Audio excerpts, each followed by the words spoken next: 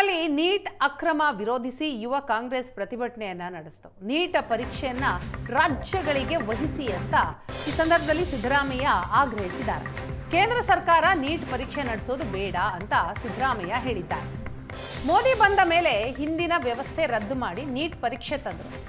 10 ವರ್ಷಗಳಲ್ಲಿ 5 ಬಾರಿ ನೀಟ್ ಪರೀಕ್ಷೆಯ ಪ್ರಶ್ನೆ ಪತ್ರಿಕೆ ಸೋರಿಕೆಯಾಗಿದೆ.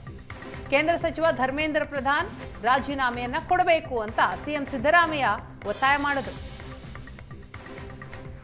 ನೀಟ್ ಪರೀಕ್ಷೆ ಪ್ರಶ್ನೆ ಪತ್ರಿಕೆ ಈಗ ಸೋರಿಕೆಯಾಗಿದೆ. ಸೋರಿಕೆಗೆ ಜವಾಬ್ದಾರರಾಗಿರ್ತಕ್ಕಂಥ ಧರ್ಮೇಂದ್ರ ಪ್ರಧಾನ್ ಶಿಕ್ಷಣ ಸಚಿವ, ಕೇಂದ್ರದ ಶಿಕ್ಷಣ ಸಚಿವ ಅವರಾಗಲಿ ಅಥವಾ ಈ ದೇಶದ ಪ್ರಧಾನಮಂತ್ರಿ ಆದಂತ ನರೇಂದ್ರ ಮೋದಿ ಅವರಾಗ್ಲಿ ಜವಾಬ್ದಾರಿಯನ್ನ ಒತ್ತುಗಳ್ತಕ್ಕಂಥ ಕೆಲಸವನ್ನ ಮಾಡಿಲ್ಲ. ಧರ್ಮೇಂದ್ರ ಪ್ರಧಾನ್ ಅವರು ನೀಟ್ ಪರೀಕ್ಷೆಗೆ ಇನ್ನೊಂದು ದಿನವನ್ನ ನಿಗದಿ ಮಾಡಿದ್ದಾರೆ. ಆ ನಿಗದಿ ಮಾಡಿ ಕೈ ತೊಳ್ಕೊಳ್ತಕ್ಕಂಥ ಕೆಲಸವನ್ನ ಮಾಡಿದ್ದಾರೆ. ಇಷ್ಟು ಮಾಡಿದ್ರೆ ಸಾಲದು ಅಂತಕ್ಕಂಥದ್ದು ನಮ್ಮ ಒತ್ತಾಯ. ಈ ಜವಾಬ್ದಾರಿಯನ್ನ ಧರ್ಮೇಂದ್ರ ಪ್ರಧಾನ್ ಅವರು ಹೊರಬೇಕಾಗ್ತದೆ. ಈ ದೇಶದ ಪ್ರಧಾನಮಂತ್ರಿ ನರೇಂದ್ರ ಮೋದಿ ಅವರು ಕೂಡ ಹೊರಬೇಕಾಗ್ತದೆ ಅಂತಕ್ಕಂಥ ಮಾತುಗಳನ್ನ ಈ ಸಂದರ್ಭದಲ್ಲಿ ಹೇಳಲಿಕ್ಕೆ ಬಯಸ್ತಾ ಇದ್ದೇನೆ. ನರೇಂದ್ರ ಮೋದಿ ಅವರು 2014ರಲ್ಲಿ ಪ್ರಧಾನಮಂತ್ರಿ ಆದ್ಮೇಲೆ ಹಿಂದೆ ಇದ್ದಂತ ಪದ್ಧತಿಯನ್ನ ಬದಲಾವಣೆ ಮಾಡಿ 2016ರಲ್ಲಿ ನೀಟ್ ಪದ್ಧತಿಯನ್ನ ಜಾರಿಗೆ ತಗೊಬಂದ್ರು. ಜಾರಿಗೆ ಬಂದು 10 ವರ್ಷಗಳಲ್ಲಿ 5 ಬಾರಿ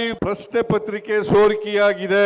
ನರೇಂದ್ರ ಮೋದಿ ಅವರು ಬಡವರು, ದಲಿತರು, ಹಿಂದುಳಿದವರು, ಅಲ್ಪಸಂಖ್ಯಾತರು, ಕಾರ್ಮಿಕರ ಮಕ್ಕಳು ಇವರನ್ನ ಕಂಡ್ರೆ ಆಗಲ್ಲ ಅಂತಕ್ಕಂಥದಕ್ಕೆ ಇದು ಸಾಕ್ಷಿ ಅಂತಕ್ಕಂಥ ಮಾತುಗಳನ್ನ ತಾವೆಲ್ಲರೂ ಕೂಡ ಅರ್ಥ ಮಾಡ್ಕೋಬೇಕು ಅಂತಕ್ಕಂಥದ್ದು ನನ್ನ ಅಭಿಪ್ರಾಯ. ನೀಟ್ ಪರೀಕ್ಷೆ ಪ್ರಶ್ನೆ ಪತ್ರಿಕೆ ಈಗ ಸೋರಿಕೆಯಾಗಿದೆ. ಸೋರಿಕೆಗೆ ಜವಾಬ್ದಾರರಾಗಿರ್ತಕ್ಕಂಥ ಧರ್ಮೇಂದ್ರ ಪ್ರಧಾನ್ ಶಿಕ್ಷಣ ಸಚಿವ, ಕೇಂದ್ರದ ಶಿಕ್ಷಣ ಸಚಿವ ಅವರಾಗಲಿ ಅಥವಾ ಈ ದೇಶದ ಪ್ರಧಾನಮಂತ್ರಿ ಆದಂತ ನರೇಂದ್ರ ಮೋದಿ ಅವರಾಗ್ಲಿ ಜವಾಬ್ದಾರಿಯನ್ನ ಒತ್ತುಗಳ್ತಕ್ಕಂಥ ಕೆಲಸವನ್ನ ಮಾಡಿಲ್ಲ. ಧರ್ಮೇಂದ್ರ ಪ್ರಧಾನ್ ಅವರು ನೀಟ್ ಪರೀಕ್ಷೆಗೆ ಇನ್ನೊಂದು ದಿನವನ್ನ ನಿಗದಿ ಮಾಡಿದ್ದಾರೆ. ಆ ನಿಗದಿ ಮಾಡಿ ಕೈ ತೊಳ್ಕೊಳ್ತಕ್ಕಂಥ ಕೆಲಸವನ್ನ ಮಾಡಿದ್ದಾರೆ. ಇಷ್ಟು ಮಾಡಿದ್ರೆ ಸಾಲದು ಅಂತಕ್ಕಂಥದ್ದು ನಮ್ಮ ಒತ್ತಾಯ. ಈ ಜವಾಬ್ದಾರಿ